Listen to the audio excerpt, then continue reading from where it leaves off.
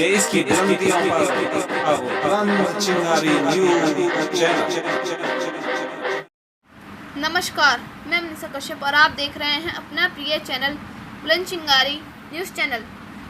उद्योग व्यापार प्रतिनिधि मंडल उत्तर प्रदेश जनपद बुलंदशहर के तत्वाधान में जिला कृषि औद्योगिक एवं सांस्कृतिक प्रदर्शनी में रविंद्र नाट्यशाला में आयोजित विशाल व्यापारी सम्मेलन में जिले के सभी कस्बों में व्यापारी एकत्र हुए।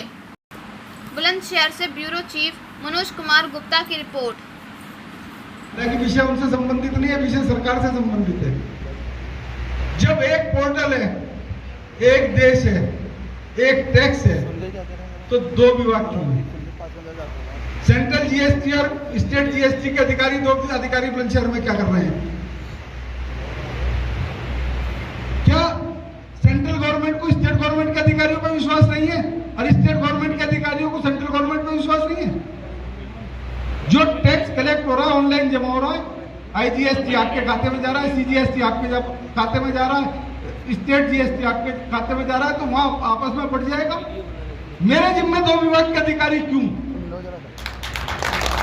एक देश एक कानून की जब परिकल्पना आदरणीय प्रधानमंत्री जी करते हैं, टैक्स की बात करते हैं, तो क्या देश के प्रधानमंत्री से भी ऊपर कोई अधिकारी बैठा है जो इस तरह की व्यवस्था चला रहा है? परम आदरणीय नरेंद्र मोदी जी ने अपनी 100 सभाओं में कहा होगा, एक देश एक कानून एक टैक्स की परिकल्पना हम लागू करेंगे। मैं जीएसटी और सेंट्रल जीएसटी और स्टेट जीएसटी के अधिकारियों का एक जिले में होने का घोर विरोध करता हूं, निंदा करता हूं। सरकार से मांग करता हूं कि एक विभाग, एक टैक्स, एक अधिकारी की अगर परिकल्पना आप लागू करोगे तो उत्तर प्रदेश का व्यापारी टैक्स से उत्तर प्रदेश सरकार का खजाना भर देगा, और अगर आप इस तरह के व्यापारी उत्पीड़न की परिकल्पना लागू करोगे तो टैक्स चोरी को नहीं रोक सकते। जीएसटी में टैक्स बढ़ाने का काम कर रही है। अभी कपड़े के व्यापारियों को, रेडीमेड के व्यापारियों को चुनाव के चक्कर में लॉलीपॉप देकर चुप कर दिया था कि तुम्हारा 12% नहीं कर रहे। जब अरुण जेटली साहब ने मीटिंग करी थी व्यापार मंडलों के साथ, तो उन्होंने वादा करा था कि हमारा जीएसटी कलेक्शन जब 70-80 लाख करोड़ हो जाएगा तो हम जीएसटी की दरों को घटाने का काम करेंगे। आज 1,30,000 करोड़, 40,000 करोड़ जीएसटी का कलेक्शन है, आज हम दर बढ़ाने का काम कर रहे हैं।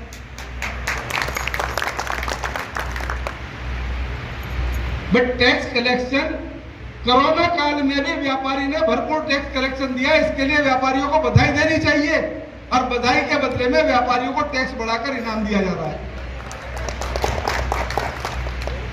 फिर व्यापारी को चोर, बेईमान, भ्रष्टाचार, मिलावटखोर इन संज्ञाओं से नापा जाता है। हमारे चीफ मुख्य खाद्य अधिकारी व सुरक्षा अधिकारी बैठे हैं, मनोज जी, उन्होंने कहा मिलावट रोकने के लिए सैंपल त्योहारों पर ज्यादा किया जाता है। मैं इनका धन्यवाद करना चाहता हूँ, साधुवाद देना चाहता हूँ कि ये जनता को चीज खिलाने के लिए ऐसी बात कर रहे हैं। अगर मैं एक जगह उपभोक्ता हूँ, दुकानदार हूं, तो 100 जगह में उपभोक्ता हूँ। मगर क्या मल्टीनेशनल कंपनी के सामान में मिलावट की गुंजाइश खत्म हो गई? क्या कैडबरी के ऑलरेडी आपके सैंपल नहीं भरे जाएंगे? क्या जितनी कंपनियों के पैक्ड आइटम है उन्हें आपने ग्रीन चिट दे दी है? क्या कोका कोला एक्सपायरी डेट की बाजार में नहीं बिकती है?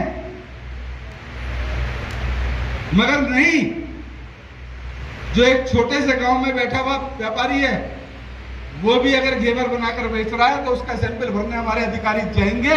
और मल्टीनेशनल कंपनी जो लाखों करोड़ों अरबों का कारोबार कर रही है, जिसकी गिनती मैं नहीं गिन सकता, उसका साल भर में एक सैंपल नहीं भरा जाएगा, पूरे हिंदुस्तान में नहीं भरा जाएगा।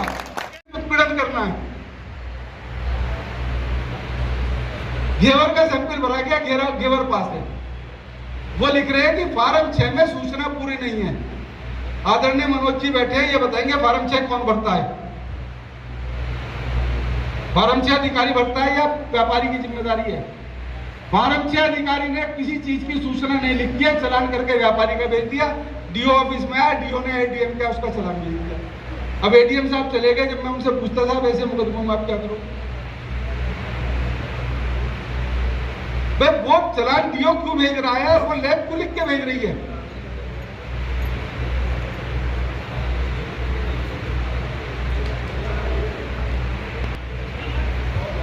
अरे भाई साहब, मेरे पास चलान है, मैं आपके एक्ट को पूरे को पढ़ता हूँ, पूरा एनालिसिस करता हूँ और जितने एक्ट के बारे में जानकारी मैं रखता हूँ शायद आपके विभाग के बहुत सारे अधिकारी नहीं रखते होंगे। नगला हेरेरू का केस है, बलौदा के पास है, मवाना तहसील में है और उसमें सिर्फ ये लिखा हुआ फार्म 6 में ये नहीं लिखा हुआ, इसलिए तुम्हारा सैंपल मिसब्रांडिंग हो चुकी है क्योंकि लैब में पैसे नहीं गए। असली वजह यह है कि लैब में पैसे नहीं गए। अब साथियों, हमारे दीपू गर्ग जी बैठे हैं और अधिकारी बैठे हैं, मैडम को भी बोलना है। सब लोग शायद समय की सीमा मुझे बांध रही है। बिजली विभाग चोरी के मुकदमे लिखवाता है। मेरी गारंटी है 90% बिजली विभाग के चोरी के मुकदमे फर्जी होते हैं, जेई को पैसे, एसडीओ को पैसे ना मिलने के कारण। हमारे इंडस्ट्री डिपार्टमेंट के अधिकारी बैठे थे, उन्होंने बहुत सारी स्कीम बताई। लोन लेने अगर चले जाओगे तो इंडस्ट्री डिपार्टमेंट पास करके भेज देगा, तो बैंक मैनेजर की मर्जी के बगैर लोन नहीं मिलेगा। मिल जाएगा एक भी लोन अगर बैंक मैनेजर नहीं चाहता? नहीं मिलेगा। प्रधानमंत्री जी कितनी स्कीम चला ले, कितनी योजना चला ले, लोन नहीं मिलेगा। अरे एक आखिरी बात साथियों कहता हूं, सिर्फ आखिरी बात, अपनी बात खत्म करूंगा ही। हमारे माननीय जीएसटी अधिकारी ने अभी बताया कि छोटे व्यापारी भी वॉलंटियर रजिस्ट्रेशन ले सकते हैं।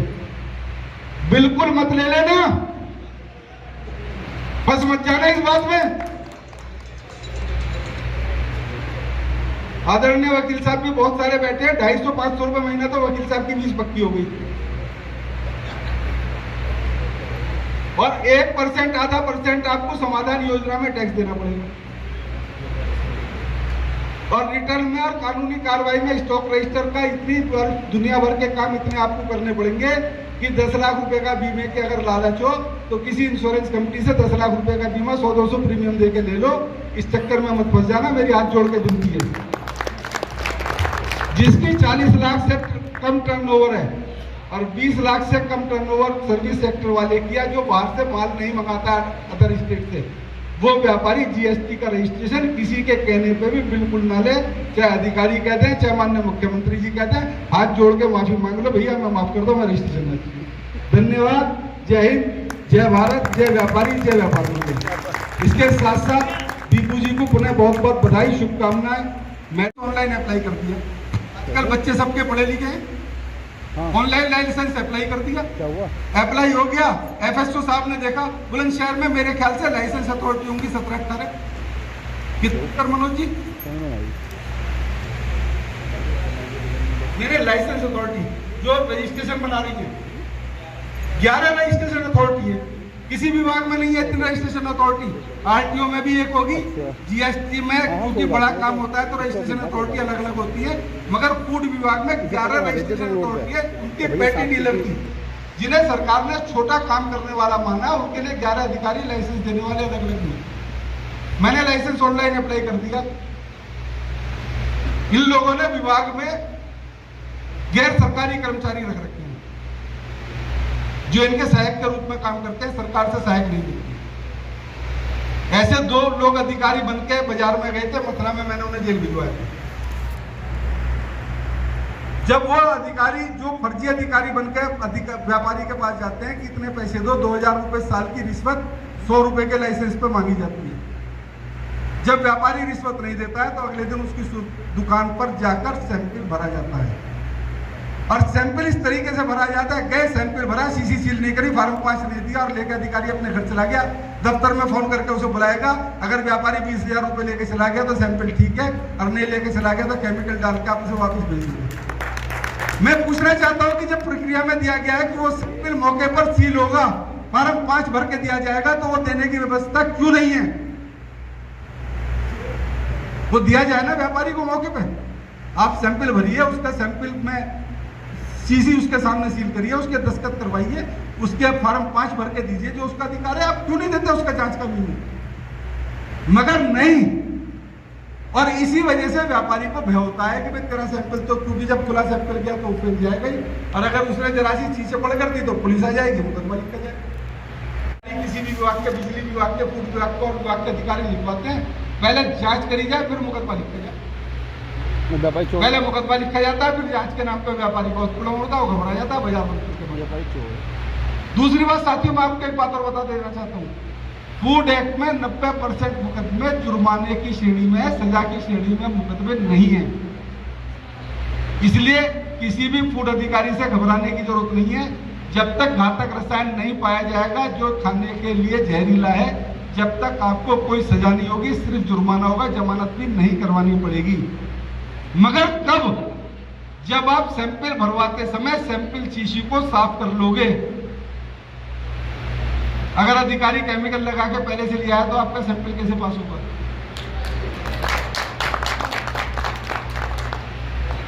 सैंपल शीशी साफ करवा के सैंपल भरवाओ, अपने सामने शीशी सील करवा दो और अपने सामने फॉर्मूलिन डालते हैं उसमें। खास तौर से हलवाई और डेयरी वालों के लिए बता रहा हूं। हमारे महामंत्री जी का डेयरी का कारोबार है यहाँ, राहुल जी का। फार्मोलिन डालते हैं। फार्मोलिन की बूंद एक शीशी में गिन के डालनी चाहिए पदार्थ के हिसाब से, मगर ड्रॉपर किसी के पास नहीं होता। शीशी पलटी और फार्मोलिन डाल दी। अगर फार्मोलिन कम और ज्यादा हो गई तो आपके सैंपल को फर्क पड़ेगा।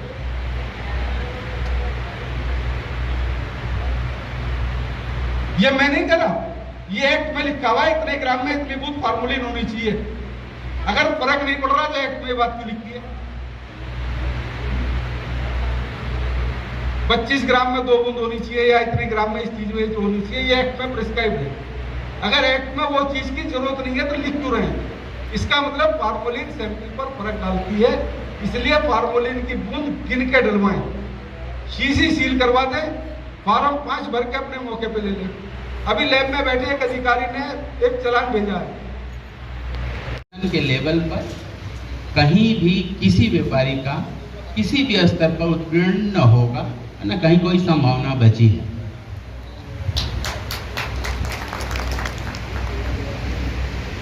बात रही सैंपलिंग की, तो जैसे कि शर्मा जी ने बताया, त्योहारों पर सैंपलिंग तो होती है, थोड़ी इंटेंसिटी बढ़ जाती है। बाकी सैंपलिंग पूरे साल भर चलती है। त्योहारों पर एक क्योंकि डिमांड बढ़ जाती है, संभावनाएं थोड़ी ज़्यादा होती हैं मिलावट की, तो इस समय थोड़ी इंटेंसिटी जरूर बढ़ जाती है। और उन्हीं खाद्य पदार्थों का सैंपल करा जाता है जिसमें कि अधिक संभावना है मिलावट की, क्योंकि प्रत्येक सैंपल पर सरकार को हजारों रुपए खर्च करने पड़ते हैं, उसके डिस्पैच से लेके एनालिसिस तक। तो कोशिश विभाग की भी यही रहती है कि वही सैंपल हम कलेक्ट करें जिसमें कुछ कमियां निकलें, और जो ईरिंग है, जो गलत कर रहा है, उसको दंडित किया जा सके। सामान्य व्यापारी जो ईमानदारी से व्यापार कर रहे हैं, उनको कहीं कोई किसी भी तरह की परेशानी नहीं उठानी पड़ेगी और ना ही उनको भयभीत होने की जरूरत है। क्योंकि एक बात शर्मा जी की मैंने ध्यान दिया, वो कैंप की जो बात है, क्योंकि अब लाइसेंसिंग प्रक्रिया ऑनलाइन है और उसमें कैंप का कोई बहुत ज़्यादा फायदा होने वाला नहीं है। फिर भी हम लोग अवेयरनेस के रूप में कैंप लगा लेते हैं। अभी पिछली बार टिब्बू भाई के संयुक्त वहाँ शिकारपुर में लगाया भी गया था। तो चूँकि उसमें समस्या ये होती है कि ऑनलाइन है तो on spot cyber expert, computer, internet होना जरूरी होता है। कुछ लाइसेंस ऑनलाइन हो गए थे मौके पर, लेकिन कैंप का बहुत फायदा लाइसेंसिंग प्रक्रिया में नहीं हो पाई है। अवेयरनेस के रूप में जरूर कुछ फायदा है, तो इसकी जरूरत हो। हम एक उदाहरण दूंगा, मनोज जी मेरी बात गौर से सुनना। मैगी को सरकार ने पाबंदी लगाई। मैं किसी राजनीतिक दल का व्यक्ति नहीं हूं, मैं भाजपा, सपा, कांग्रेस की बात नहीं करता, हिंदू मुसलमान की बात नहीं करता। मैगी पर सरकार ने पाबंदी लगाई। हमारे मनोज जी जैसे अधिकारियों ने पूरे प्रदेश में घूम कर, पूरे देश में घूम कर परचून की दुकानों पे मैगी के सैंपल भरे और सब सैंपलों में लेड पाया गया। मैगी पे पाबंदी लगा दी। मैगी कंपनी क्यों चालू हो गई और मेरे व्यापारियों पर मुकदमे क्यों चल रहे हैं? क्या मिलावट करी थी उन्होंने मैगी में जो उन पर मुकदमे चल रहे हैं? है कोई जवाब इस बात का? 10 रुपए की मैगी के पैकेट में 98 रुपए का कमीशन जो व्यापारी लेता है, वो आजीवन कारावास और 10 लाख रुपए जुर्माने का मुकदमा जेल में। ये इंसाफ है? और मैगी कंपनी चल रही है, ठाट से काम कर रही है, किसी एक मुकदमे में मैगी कंपनी प्रेजेंट नहीं हुई।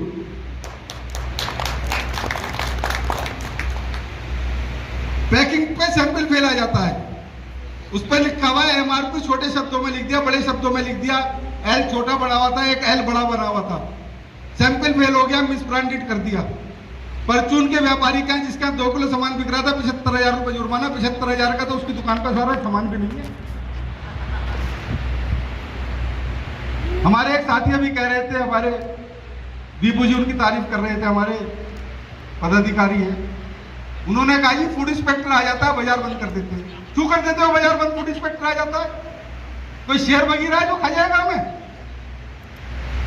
अगर फूड इंस्पेक्टर आ जाए तो कोई बाजार बंद करने की जरूरत नहीं है, सिर्फ सावधानी और जानकारी की आवश्यकता है। जब वो आपकी दुकान पर सैंपल लेने आए, किसी बात से घबराने की जरूरत नहीं है। सैंपल क्यों भरे जाते हैं, अब उसकी सुन लो बात। आदरणीय मनोज जी ने जैसे बताया कि लाइसेंस की प्रक्रिया ऑनलाइन है।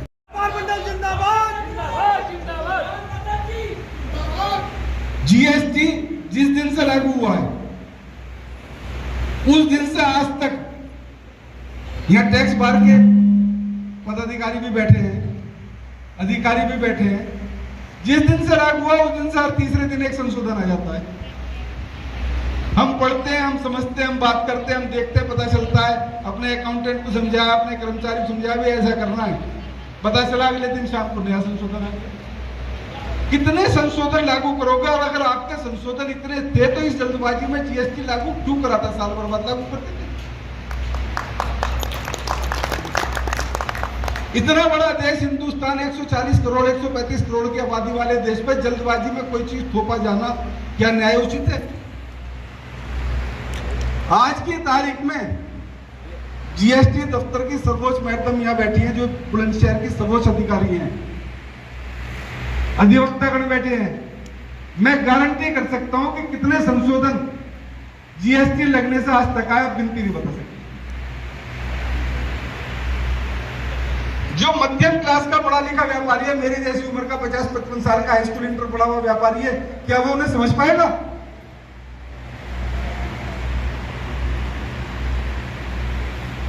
हम कानूनी जाल में फंस के रह जाएंगे और हमारा शोषण और उत्पीड़न जैसे होता था वैसे ही होता रहेगा। हमारे पास इसके अलावा कोई रास्ता नहीं बचेगा कि हम जाएं, दलाली दें, रिश्वत दें, वकील साहब को पैसे दें, वकील साहब अधिकारी को पैसे दें, जब हमारा वो मामला नहीं। वर्तमान व्यवस्था में इसके अलावा कोई जगह नहीं है, क्योंकि कोई भी कानून जब सरल होगा, जब उस कानून का पालन होगा, जब जटिल होगा, जब उत्पीड़न और भ्रष्टाचार बढ़ेगा।